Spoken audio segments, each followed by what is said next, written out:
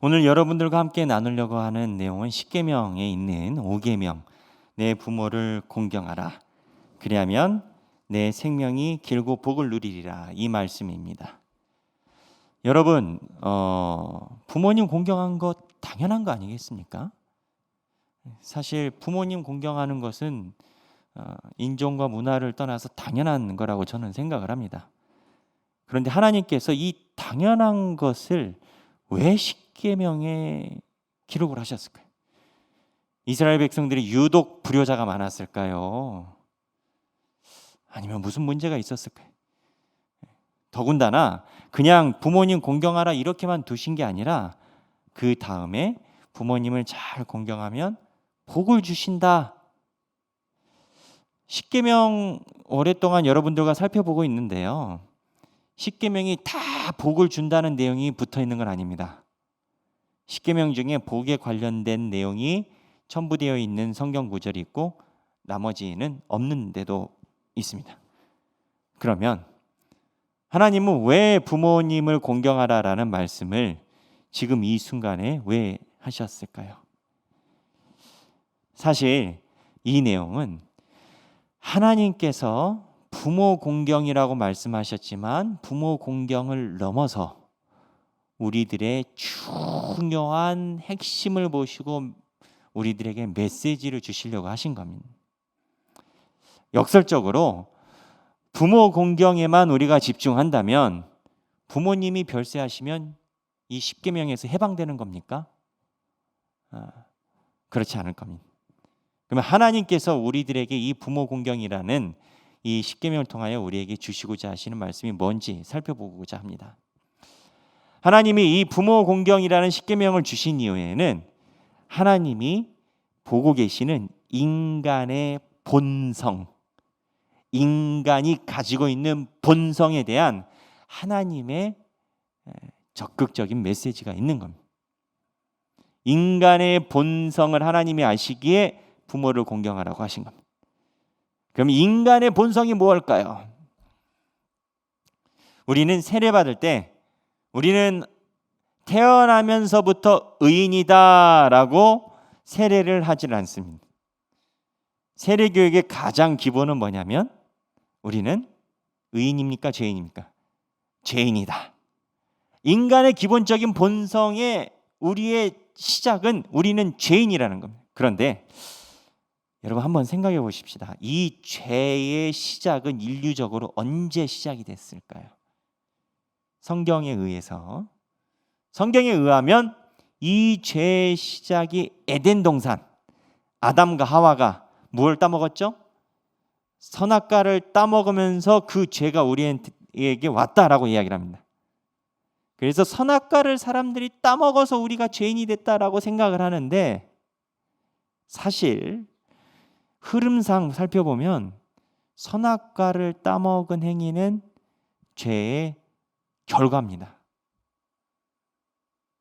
선악과를 따먹기 전에 아담과 하와가 뭐가 있었습니까? 뱀이랑 이야기를 했습니다. 뱀이랑 이야기하면서 어떠한 마음이 생기고 그 다음에 선악과를 따먹은 겁니다. 선악과를 따먹은 게 결과라는 말씀.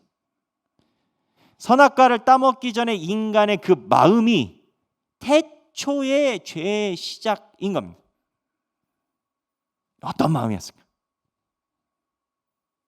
아담과 하와가 선악과를 따먹기 전에 어떤 마음으로 따먹었을까요? 우리가 기본적으로 가지고 있는 전통적인 신앙에 의하면 하나님과 같이 되려고 선악과를 따먹었다라고 해요. 이게 인간 죄의 시작입니다. 하나님과 같이 되려고 하는 마음, 이게 죄의 시작인데 이거를 조금 어려운 말로 자만심이라고 얘기해요. 국어 사전에 자만심을 찾아보면 스스로 흡족하게 여긴다라고 표현되어 있어요. 근데 신학적으로는 스스로 흡족하게 여기는 걸 넘어서 본인이 하나님처럼 생각하는 거를 자만심이라고. 이 자만심을 이해를 하려면 비슷한 단어인 다른 단어를 한번 생각해 볼 필요가 있어요. 자만심과 비슷한 단어가 뭐냐면 교만입니다. 우린 교만은 잘 알아요. 근데 여러분, 교만과 자만심이 죄의 깊이가 다릅니다. 자만심은요, 스스로 하나님처럼 되려는 마음이고, 스스로 하나님처럼 되려는 마음이 가득 찬 사람이 교만이 나오는. 근데 이 교만이 뭐냐? 잘난 체하며 뽐내고 건방지고 사람들에게 으스대고, 이게 교만인데, 이건 어떻게 보면 자만심의 여러 가지 모습 중에 하나일 뿐인 거예요. 그러니까 외관상으로 나타나는 교만이 안 보일 수도 있어요. 핵심은 뭐냐? 인간의 죄의 핵심은 스스로 높아지려고 하나님과 같이 데려간 거예요. 그러면 자만심에 있는 인간은 어떠한 형태를 가지고 있을까요? 성경에 기록된 대로라면 성경에 죄를 짓기 전에 아담과 하와가 했었던 행동, 그게 반대입니다. 여러분 성경에 보면요, 창세기에 살펴보면 아담과 하와가 태초에 하나님과 죄를 짓기 전에 했었던 부여된 권한이 있어요. 그게 뭐냐? 에덴 동산을 경작하고 지키게 하고 영향력을 가지고 있는, 하나님의 동산을 경작하고 지키는 관리인으로서의 힘을 가지고 있는, 이 관리인으로서의 힘이 여기서 끝나는 게 아니라 더 큰 힘도 줍니다. 아담이 부르는 대로 이름이 명명이 됩니다. 태초에 하나님이 말씀으로 세상을 창조하셨거든요. 말씀으로 세상을 창조하신 하나님이 아담이 말을 함으로써 이름이 되게끔 허락했다는 건 대단한 권위를 아담에게 허락한 겁니다. 이게 하나님 안에 있을 때는 하나님이 주신 권위가 됩니다. 근데 에덴 동산에서 선악과를 따먹을 때 이 하나님의 권위가 내가 스스로 높이는 권위로 바뀌어집니다. 하나님과 같이 되려고 합니다. 그럼 이거의 절반, 거꾸로 뭐냐? 하나님 없이 내가 영향력 가져가려고 하는 거. 에덴 동산에서 하나님 없이 하나님과 비슷하게 내가 통제하려고 하는 거. 그리고 하나님과 같이 되려고 해서 내가 명명하는 대로, 내가 부르는 대로 사물이 정리돼야 된다는 통제 욕구. 이게 자만심. 어떻게 보면 인간의 죄는요, 하나님 안에 있었던 것을 본인이 스스로 독립시켜서 하나님처럼 되려고 했었던 것이 출발인 거예요. 그래서 아우구스티누스는 본성과 은총이라는 책에서 모든 죄의 시작은 바로 인간의 자만심으로부터 시작된다고 이야기를 했습니다. 그러니까 선악과를 따먹어서 인간의 죄가 시작된 게 아니고, 인간은 스스로 본인이 높아져서 영향력을 행사하고 영향력을 가지려고 하는 것이 죄의 시작이라는 거예요. 아까 서두에 왜 부모 공경을 하나님이 하라고 하셨는지 우리가 살펴보자고 했습니다. 하나님이 부모 공경을 주신 이유는 인간의 근원적인 죄에 대한 하나님의 관점이 있었어요. 뭐냐? 자만심으로 인한 교만한 인간입니다. 그래서 인간에게 부모님을 공경하게 하는 것이, 아니 부모 없이 태어난 사람이 누가 있습니까? 부모 없이 살아가는 사람이 누가 있습니까? 부모 없이 나 혼자 이 세상에 태어났다? 물론 부모를 못 만나고 안타까워하는 분들도 있습니다만 자기 스스로 이 세상에 태어난 사람은 없습니다. 그게 뭘 의미하느냐? 하나님께서 부모님을 상징적으로 순종해서 인간의 욕구인 자만심을 꺾게 만드셨다는 거예요. 우리는 이렇게 생각할 수 있어요. 부모님을 섬기는데 무슨 자만심이 있고 그게 꺾인다고 얘기를 하십니까? 자만심이 꺾이려면 어떻게 해야 되는지 아십니까? 자만심을 통제한다고 자만심이 통제가 되는 게 아닙니다. 자만심을 누른다고 자만심이 없어지는 게 아닙니다. 자만심의 역설은 하나님께 돌아가는 거예요. 하나님의 형상을 바라보는 겁니다. 부모를 섬기면 부모를 공경하는 게 이 원리에 딱 들어맞는 게 있습니다. 어렸을 때 아기들은요, 엄마 아빠가 가장 전능자입니다. 교육학을 공부하는 사람들은 아기 같은 경우는, 갓난 아기 같은 경우는 엄마의 품이 그냥 세계라고 표현을 합니다. 조금 더 크면요, 아빠랑 엄마가 세상에서 가장 힘이 있어요. 아빠는 제일 멋있고 아빠랑 결혼하고 싶고, 딸 같은 경우는 또 아빠가 먹고 싶은 거 물어보면 뭐 먹고 싶어? 아빠가 다 사줄게 하면은 본인이 원하는 걸 다 얘기해요. 껌, 사탕, 초콜릿. 아빠가 원하는 걸 다 사줘요. 다 합쳐봤자 10,000원도 안 되지만 어렸을 때 우리 아빠 엄마는 전능한 사람.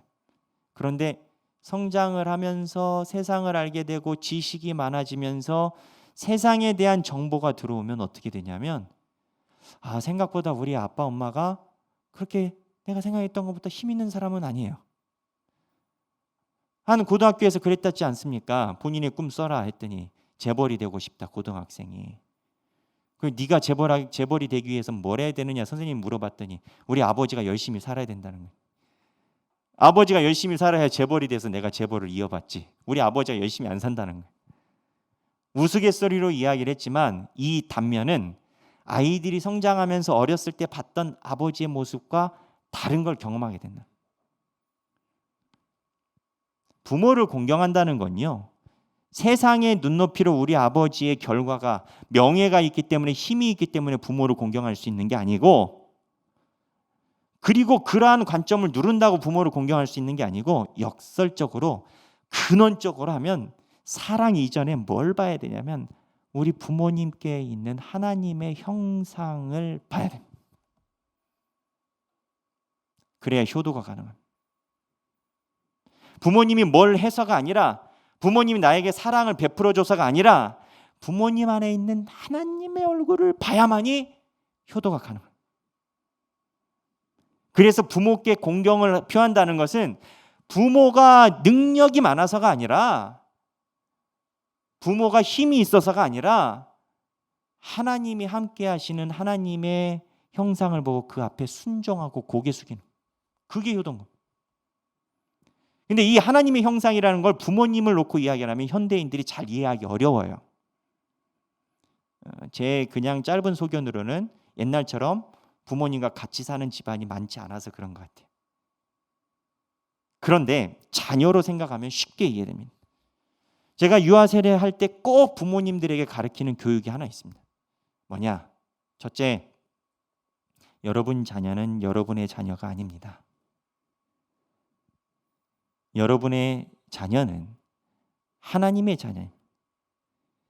하나님이 창세전부터 계획하셔서 섭리에 의해서 하나님의 아들과 딸을 여러분들에게 위탁하신 거라고 생각하셔야 됩니다.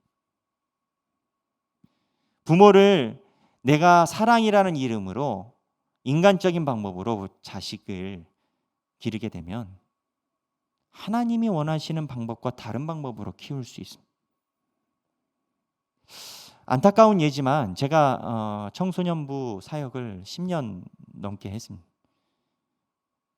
한국교회 어디 할 것 없이 이민교회까지 포함하여 가지고 있는 안타까운 장면은, 다 그런 건 아니지만 중고등학교 때 아이들이 학원을 가야 되면 예배를 빠지고 학원을 보냅니다. 제가 10년 가까이 사역의 경험에 있는 목사로서 자신 있게 얘기 드리면, 그렇게 자녀 신앙교육 시키면 그 자녀가 하나님 앞에서 온전한 신앙을 가져가는데 너무나 시간이 오래 걸립니다. 그리고 심할 경우는 교회를 떠나기도 합니다. 부모님들이 왜 학원에다가 자녀를 보내겠습니까? 세상이 말하는 대로 살지 말고 너도 좀 명예 좀 얻고 너도 좀 출세 좀 하고 내가 살면서 힘드니까 너는 이렇게 살지 말라라는 부모의 사랑으로 자식에게 학원을 보내요. 부모의 사랑인 겁니다.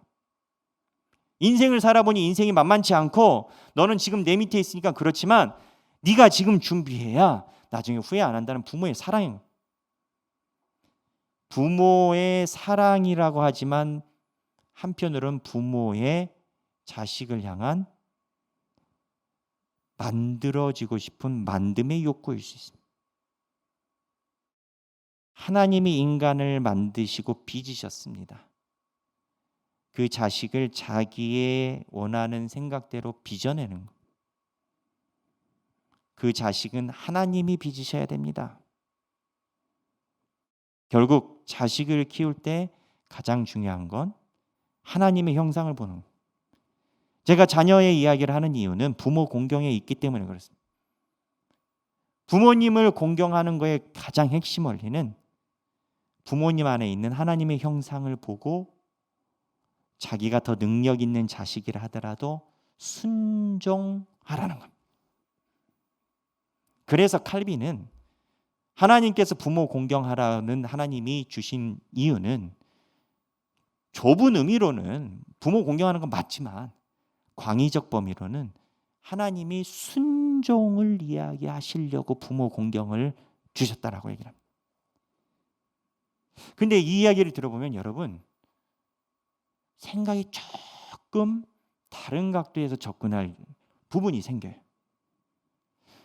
여러분 구원을 뭐라고 생각하십니까? 내 재산 받고서 예수를 나의 모든 죄 사고 그 피로 구속받았네. 그 피로 구속받았던 구원이라고 하지 않습니까? 여러분에게 구원은 뭡니까? 죄사함 받는 것을 구원이라고 생각합니다. 맞습니다. 좁은 의미에서 우리 죄가 사함 받는 게 구원입니다. 그런데 지금 제가 여러분들과 살펴본 광의적 개념, 넓은 개념으로 구원을 보면 죄에서 벗어나는 게 구원입니다. 그렇죠? 죄에서 건짐받는 게 구원입니다. 그렇죠? 근데 태초의 죄가 뭡니까? 자만심입니다. 하나님과 같이 되려는 것이 죄의 시작인 겁니다. 아우구스티누스의 말처럼 모든 것이 자만심에서부터 시작됐습니다. 그럼 결론 구원은 뭐냐? 자만심을 없애고 제하는 것이 구원입니다. 그러면 구원은 자만심을 가장 잘 없앨 수 있는 방법이 구원의 길인데 그게 하나님의 형상을 찾아서 순종하는 거예요. 이렇게 도식을 우리가 이해하면 우리가 주님 앞에서 구원받는 건 나의 자만심을 제하고 하나님의 형상에 순종하고 그리고 그 순종을 가정과 교회와 직장에서 순종을 가져가는 것이 구원입니다. 이 물병이 있습니다. 인간은 이런 물병과 같은 존재라고 저는 자주 생각합니다. 이 안에 무엇가 차느냐가 중요한 거지 인간은 어느 정도 이렇게 사람마다 가지고 있는 그릇이 있습니다. 그래서 바울은 서신서에서 금그릇, 은그릇, 질그릇 이야기를 하지 않겠습니다.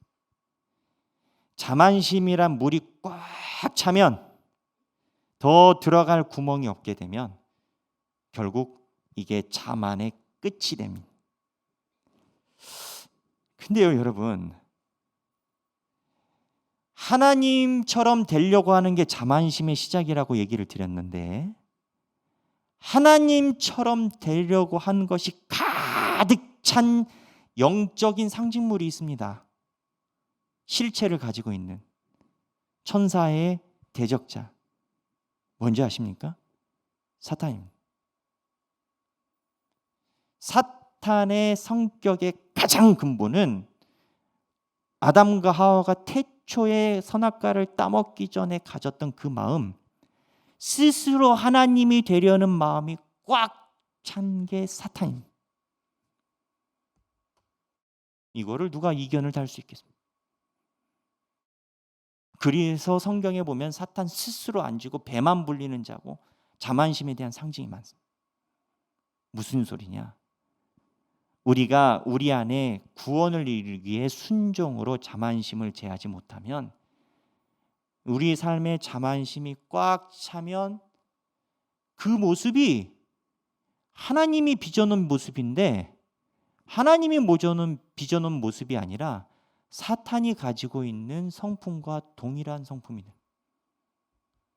그래서 모든 것의 출발이 자만심. 그래서 구원은 자만심을 없애고 하나님의 형상을 바라보는 것. 근데 이렇게 이야기를 하면 조금 현대인들, 젊은 분들에게는 많이 불편할 수 있습니다. 왜냐하면 연세 있으신 분들은 사실 순종할 수 있는 주체가 그리 많지 않지만 사회에 막 입문하고 하는 친구들은 가는 데마다 다 순종의 대상 아니겠습니까? 기독교는 결국 사회 수능의 종교냐, 사회생활을 그냥 소문도 없이 조용하게 하는 그런 종교냐 라는 비판을 기독교가 충분히 받을 수 있습니다. 근데 이 이야기란 칼빈은 명확하게 얘기를 합니다. 하나님의 형상이 있는 부모님께 순종하고 하나님의 형상이 있는 자녀 또한 순종의 개념으로 다스려야 되지만, 하나님의 형상이 하나도 없고 가득 찬 존재에 대해서는 인생을 걸고 싸웠습니다. 그게 누구냐? 그 당시의 교황입니다. 칼빈이 이렇게 이야기를 했습니다. 기독교의 경건이 뭐냐? 당신들은 경건을 뭐라고 생각하느냐? 여러분들은 경건을 뭐라고 생각하십니까? 이렇게 제가 한번 그냥 해보겠습니다. 여기 성경 들고. 사랑합니다. 안녕하세요. 이게 경건일까요, 여러분? 경건이 뭘까요? 칼빈은 경건을 우리가 하나님께 바치는 존경이 경건이라고 얘기를 했습니다. 우리가 하나님께 존경을 바쳐야 경건한 사람이 된다는 겁니다. 세상이 원하는 윤리와 의식이 경건 이후에 따라올 수는 있지만, 안녕하세요. 안녕하세요. 이게 하나님을 향한 경건의 출발이 아니라는 겁니다. 이게 따라올 수는 있지만, 그게 뭐냐? 하나님께 존경을 바쳐야 되는데, 이 존경을 싸그리 다 뺏어가고 자기가 받아야 되고 내 앞에서 하라고 하는 존재가 칼빈 눈에 보였으니 그게 누구냐? 그 당시 교황인 겁니다. 하나님께 가야 되는 존경을 본인 앞에다가 쓸어 담는 주체가 있는데, 그게 칼빈이 볼 때 교황이었다. 칼빈은 사탄 마귀라고 했습니다. 평생을 두고 쌓았습니다. 하나님의 형상이 없이 자만심이 가득 차서 하나님의 빛이 잃어버린 존재는 이미 마귀의 존재라고 지칭을 합니다. 그렇게 생각해놓고 칼빈의 생각을 살펴보면 사실 예수 그리스도도 제사장, 서기관, 바리새인들과는 그렇게 열심히 싸우셨어요.